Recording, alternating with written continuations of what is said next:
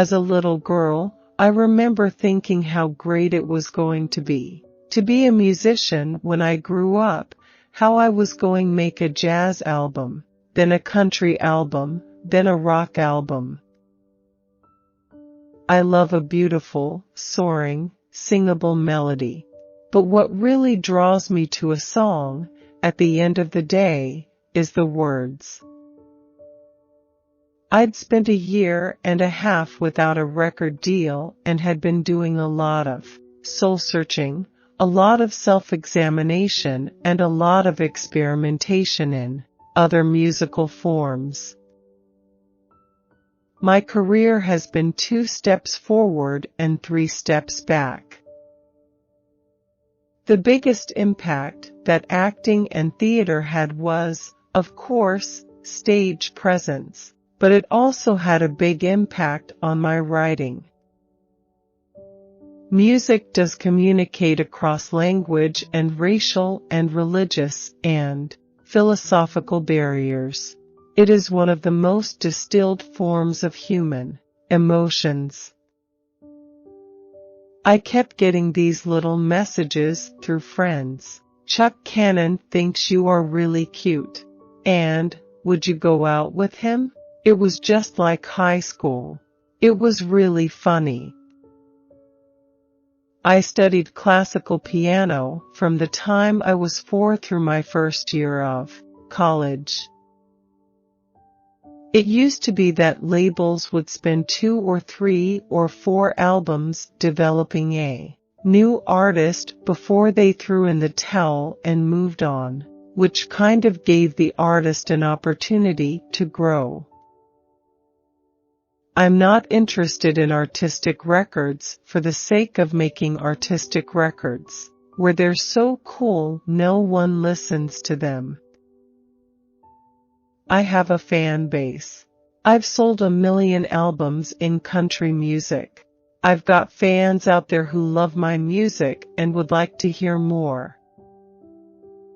I really felt like it was a dangerous trap to get into. Having had such great success with Wishes, it just wasn't in my blood not to play it safe and just do that again. Chuck is definitely my favorite co-writer, and my best. It is really hard to make yourself vulnerable enough for somebody to get inside your head while songwriting. Chuck and I find writing together very non-competitive and just really easy. Leaving your old record label doesn't have to be a stall in your career. It's like new life being breathed into it. I went to college to make music and study music. I could never really see myself being a pop artist. It didn't take very long for me to feel like the country radio box was a little too small. So that's what Don't Fence Me In was all about. I'd always wanted to be a mom. Actually, being a mom was always my top priority. It was like, I'm going to be a star, and I'm going to get done with that, and then I'm going to go be a mom. I think I'm the last person on the planet to use the internet, but I'm re-engaging my fans through Facebook and Twitter and Instagram, doing the whole social media scene. I never thought I'd be able to say 25 years about anything, really, much less be a recording artist for 25 years. I would love to go to England, Europe, and especially Australia. I have a real fantasy about playing in Australia. I would love to get over there. I have had such a satisfying career. I've gotten to do so many amazing things as an artist. Of course, I love the arenas. There's a great deal of energy and excitement playing those kind of shows. But there's something that's very intimate and very special about a small venue where you really feel like you're almost getting to know everyone in the audience. Unfortunately, as I have experienced firsthand, as many artists have, there's a gaping hole between platinum and non-existent. There's no in-between. Looking back, I wonder where my head was at on some of the last few albums, and I know I was just doing what I thought I needed to at the time. I made my living as a theater actor before I got my record deal. I feel so fortunate I was able to grow up in such a warm, loving, safe, beautiful community that I still call home. It's not an uncommon event for artists and labels to part ways. Patti Loveless, Vince Gill both did, and it often happens for the better. I definitely would have liked to stay at RCA and have had that relationship, and had them grow with me and support that. I had this fantasy vision of what a career as a musician was like. And then I grew up and actually got in the business and realized it doesn't often work that way. Music is like church to me. It's as spiritual a connection as I just about ever make. Anytime you get attention for something, you want to keep doing it. I found when I started getting serious about writing music, that my writing was country songs. It was basically country subject matter, country melodies, and simple chord changes.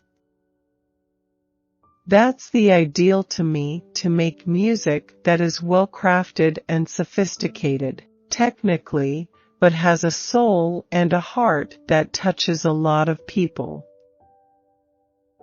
Getting up in front of an audience is my biggest motivation. There's nothing better about being a musician than live performing. Now that I'm married, it's hard to be away from my husband, the house, my dog. But I really love being on the road. To willfully harm another human being goes against everything I believe in. If things are just gliding along easily and there's no real obstacles or hurdles, those typically aren't my most productive times, personally or professionally. To make a label change is a difficult time because there is that lag period between the product you had out and the next project you're going to make on your new label. I'm not a mainstream country artist, and I never will be. I'm building my fan base around the fact that here's someone who does things a little differently, who brings other musical influences into country music, and you never really know what she's going to do next. They love soul music in the UK. It's a great thing not trying to make music for a label, but just for the love of music again. If there's any profit to be had in Nashville underground, it's very long term. We're not about money, which gives us an edge over the labels. No one would ever have heard Marcus Hummon's version of Cowboy, Take Me Away, if he hadn't recorded it on the sampler. I would have heard it because I hear him sing all the time, but no one else would have been able to enjoy it, and now they can and will be able to for years. The most difficult part is just to get heard.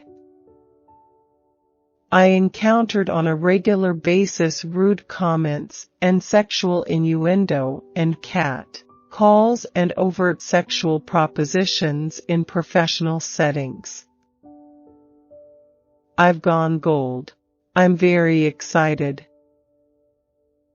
One of the things I liked so much about the women artists I saw in Nashville was that they were appreciated for their music and their talent, not because they were wearing skimpy outfits and showing a lot of skin.